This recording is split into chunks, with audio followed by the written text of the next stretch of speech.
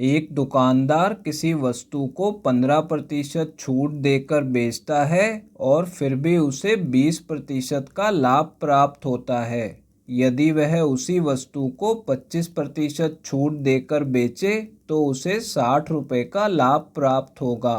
तो वस्तु का लागत मूल्य कितना है ये हमें बताना है दोस्तों इस सवाल को सॉल्व करने के लिए आज मैं आपको बहुत ही आसान शॉर्ट ट्रिक बताने वाला हूँ। देखिए सवाल में क्या बोला जा रहा है कि एक दुकानदार किसी वस्तु को 15% की छूट दे के बेचता है और फिर भी उसे 20% का लाभ प्राप्त होता है। तो जब भी सवाल में आपको छूट का प्रतिशत और लाभ का प्रतिशत दोनों दिए गए होंगे तभी आप इस शॉर्ट ट्रिक को लगाइएगा।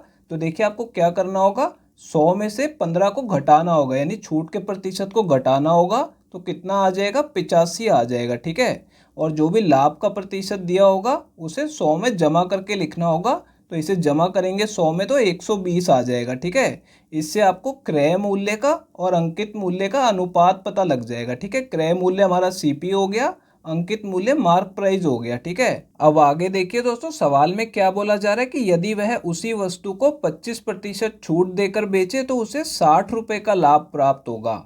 अब देखिए 25% की छूट हम इस पे दे सकते हैं अंकित मूल्य पे, तो इससे हमें उसका विक्रय मूल्य पता लग जाएगा, यानी कि सेलिंग प्राइस पता लग जाएगा। तो देखिए सेलिंग प्राइस कितना आ जाएगा, अगर 120 रुपये उसका अंकित मूल्य है और इस पे 25% की छूट दी जाए, यानी इसमें 25% की कमी की जाए तो इसे हम 75% से गुणा कर देंगे। ठीक है, अब देखिए यहाँ पे इन दोनों को 25 से काटेंगे तो ऊपर 3 आ जाएगा और नीचे 4 आ जाएगा।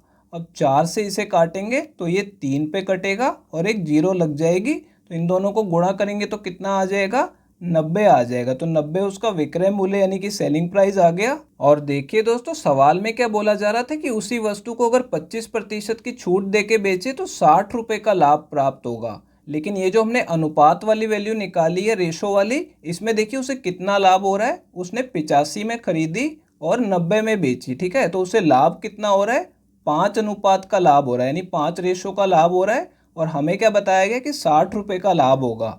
तो दोनों जो लाभ है उन्हें आमने सामने लिख लेंगे कि 5 अनुपात 60 रुपये के बराबर है। अब हमें वस्तु का लागत मूल्य बताना है, यानी कि क्रय मूल्य बताना है। ठीक है, तो क्रय मूल्य जो है अनुपात में कितना है, 85 है। ठीक है, हमारे पास 5 अनुपात की वैल्यू लिखी हुई है, हमें इसे 85 अनुपात बनाना है। तो इसके लिए देखिए मैं क्या करूँगा, अगर मैं इसे 17 से गुणा कर दूं तो 17 पंजे 85 आ जाएगा। ठीक है, अगर मैंने इस तरफ 17 से गुणा किया है तो दूसरी तरफ भी मुझे 17 से गुणा करना होगा। तो देखिए 85 अनुपात की वैल्यू कितनी आ जाएगी, 17 को 6 से गुणा करेंगे तो 102 और एक 0 लग जाएगी। ठीक है, यानी कि 1020 रुपये उसका लागत मूल्य आ गया।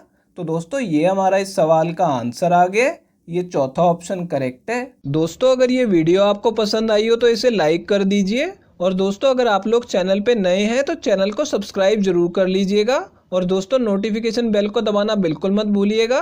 तो दोस्तों इस वीडियो को यहीं ख़त्म करेंगे, आपसे मिलते हैं अब अगली वीडियो में।